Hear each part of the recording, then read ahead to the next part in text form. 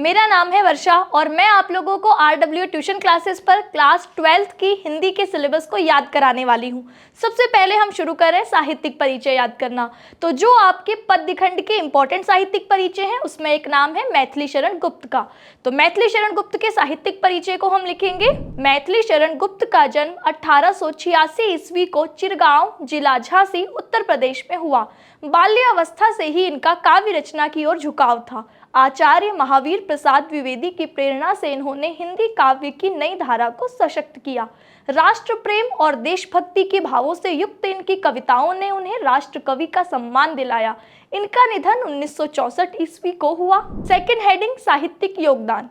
मैथिली शरण गुप्त हिंदी साहित्य के द्विवेदी युग के एक प्रमुख कवि के रूप में प्रसिद्ध हुए। इन्होंने अपनी रचनाओं में समाज, संस्कृति, भाषा विकास को विशेष स्थान देकर साहित्य को समृद्ध किया। खड़ी बोली के विकास पे इनका महत्वपूर्ण योगदान रहा।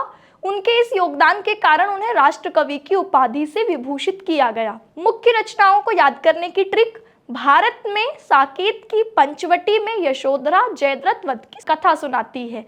भारत से भारत भारती, दूसरी रचना पंचवटी, तीसरी यशोधरा जयद्रथ वध।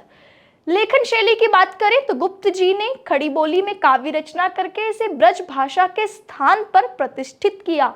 इनकी भाषा सरल, शुद्ध और परिष्कृत है। उनकी रचना शैली सीधे पाठकों के मन पर गहरा प्रभाव छोड़ने वाली थी।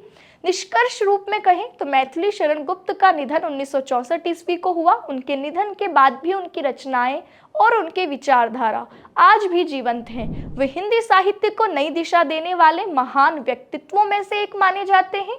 हिंदी साहित्य में उनका योगदान हमेशा स्मरणीय बना रहेगा।